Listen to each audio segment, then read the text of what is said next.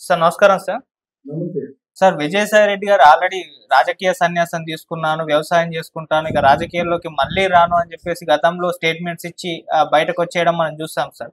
అయితే నిన్న ఆయన మాట్లాడిన దాన్ని బట్టి చూస్తే అవసరం ఉంటే మళ్ళీ రాజకీయాల్లోకి వస్తానని చెప్పేసి చెప్తున్నారు. మరి రాజకీయాల్లోకి వచ్చే అవకాశాలున్నాయా? వస్తే ఏ పార్టీలో జాయిన్ అవుతారు? టీడీపీయా? లేకుంటే జనసేననా? లేకుంటే బీజేపీ? లేకుంటే మళ్ళీ వైసీపీ గూటికి వెళ్ళే అవకాశం ఏమన్నా ఉందా సార్? మీరేం చెప్తారు సార్? నేను ఆ రోజే చెప్పా. హ్మ్.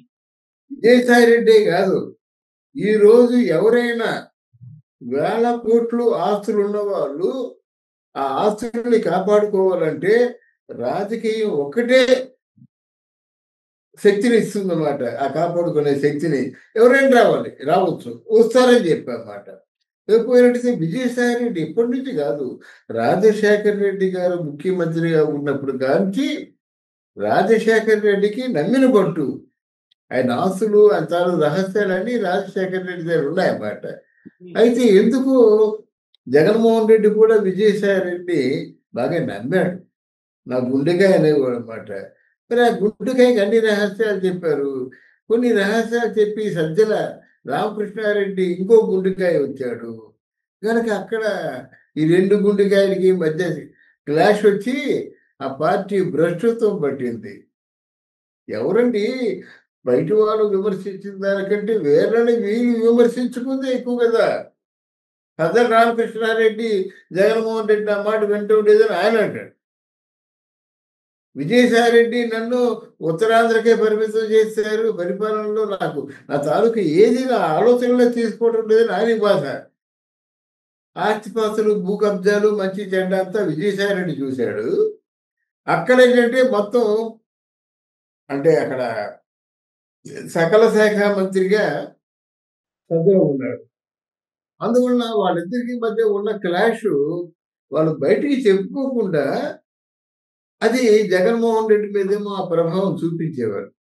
బయటికి చెప్పేవారు కాదు కానీ, అందువల్ల ఎవరి మాట నమ్మాలో తెలియదు.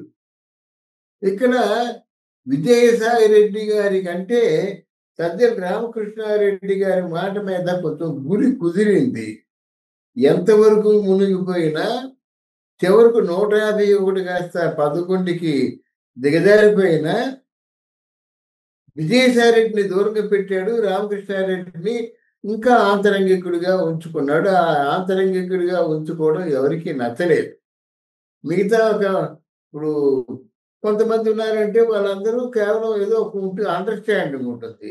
విజయ మన జగన్మోహన్ రెడ్డి గారికి రోజా, జగన్మోహన్ రెడ్డి పేర్నాని, జగన్మోహన్ రెడ్డి అనిల్ కుమార్, జగన్మోహన్ రెడ్డి కారుమూరి వెంకటరెడ్డి, కొడాలి నాని, వంశీ తప్పుకున్నారు. ఆ! బ బ తత ఆహ్, బూరి రామకృష్ణ బ బూ బూరిగా బు బోరుగంటి అనిల్ కుమార్ ఆయన కూడా తప్పుకున్నాడు. అందువల్ల ఇక్కడ ఆహ్, ఏమైందంటే విజయసాయి రెడ్డి ఆ హ్యూమిలియేషన్ తట్టుకోలేకపోతున్నాడు. అరే! నా కళ్ళ ముందు అంటాడు కదా! ఆయన ఒక సంవత్సరంన్నర పాటు డిప్రెషన్‌లో ఉన్నప్పుడు, జైల్‌లో ఉన్నప్పుడు కాదు, డిప్రెషన్‌లో ఉన్నాడు. వాళ్ళ నాన్న చచ్చిపోయిన తర్వాత. ఏమవ్వాలి? వెంటనే ముఖ్యమంత్రి అవ్వాలంటే అది కుదరదురా అబ్బాయి అని రోసయ్య చెప్పాడు. సంబంధిత ఎమ్మెల్యేలు అందరూ చెప్పారు. ఆయన అనుకున్న పని జరగకపోతే ఆయన మనసులో ఉండదు. అటువంటి సమయంలో మీరు అలా ఉండండి అని చెప్పి పార్టీని ఒట్టి చేత్తో నడిపించాలని చెప్పేసి ఆయన చెప్పాడు. నిజమే. పార్టీని ఒట్టి చేత్తో నడిపించాడు.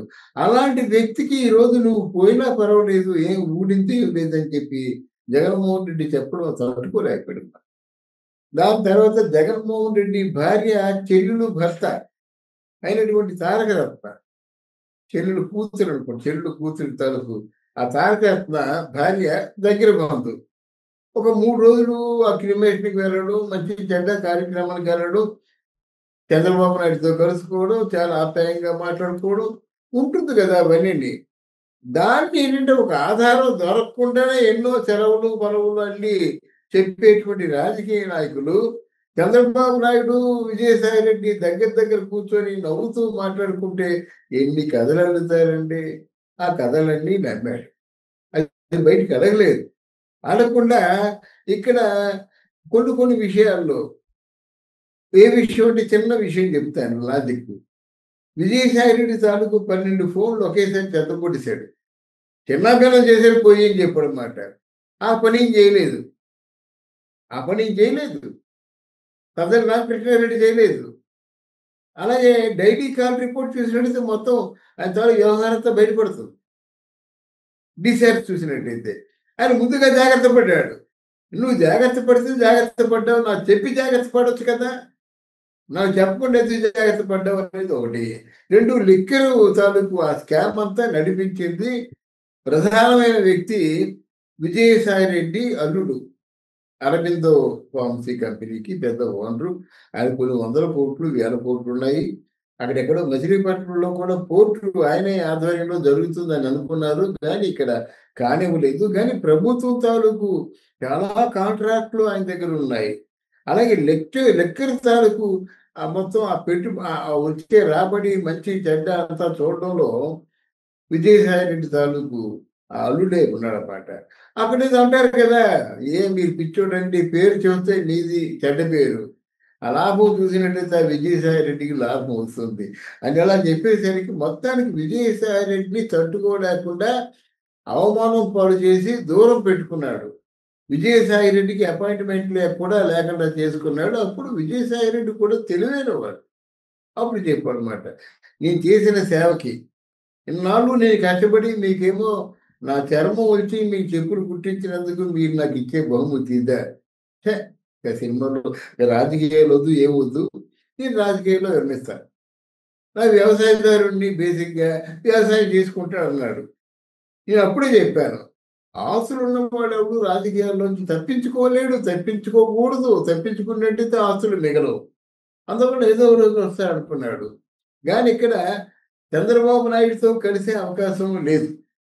ఆయన మాటల్లో కూడా ఏ సౌండ్ వచ్చిందంటే, నేను రాజకీయాల్లోకి వస్తా, నా అవసరం ఉన్నది. పవన్ కళ్యాణ్కి నాకు 20 సంవత్సరాలుగా పవన్ కళ్యాణ్ నా స్నేహితుడు, మిత్రుడు, మంచి మిత్రుడు, తరచూ మాట్లాడుకుంటామని చెప్పినప్పుడైతే హింట్ ఇచ్చాడనమాట. డెఫినెట్గా విజయసాయి రెడ్డి పవన్ కళ్యాణ్తో కలిసి పని చేస్తాడో చేయడో తెలియదు, కానీ పవన్ కళ్యాణ్ విజయసాయి రెడ్డి వచ్చినట్టయితే కొంచెం ఆలోచించుకుంటాడు. ఎందుకంటే నెంబర్ 2 పొజిషను నాదెళ్ల మనోహర్ ఉంది కదా. నాదెళ్ల మనోహర్ ఎవరైనా నెంబర్ 2గా వస్తే ఆయన ఒప్పుకుంటాడా? ఆ నెంబర్ 2 పొజిషన్ లేదనే కదా నాగబాబు దూరంగా వెళ్ళిపోయాడు. ఆ నెంబర్ 2 పొజిషన్ లేదనే కదా చిరంజీవి కూడా మీనమేషాలు లెక్క పెడుతున్నాడు. ఇవన్నీ రాజకీయాలు క్యాలిక్యులేషన్స్ అన్నమాట. విజయసాయి రెడ్డి వచ్చి నేను జగన్మోహన్ రెడ్డి దగ్గర నెంబర్ 2గా ఉన్నాను కదా, నేను మీ దగ్గర కూడా నెంబర్ 2గా ఉంటానంటే పవన్ కళ్యాణ్ చేరదీయనమాట. ఇట్లాంటి ప్రాబ్లమ్స్ ఉన్నాయి. ఏదేమైనా బీజేపీలోకి వెళ్ళాలి. బీజేపీలోకి వెళ్ళినట్టయితే బీజేపీ చాలా పెద్ద ప్లాన్ ఉంది. వచ్చేసారైనా బీజేపీ సగం సీట్లు గెలుచుకోపోయినట్టయితే మోదీ గారి తాలూకు పవరు వృధా మాట ఉన్నది. అంటే దాన్ని సగం సీట్లు గెలుచుకోవాలంటే ఎవరు ఉండాలి? మళ్ళీ పవన్ కళ్యాణే ఉండాలి.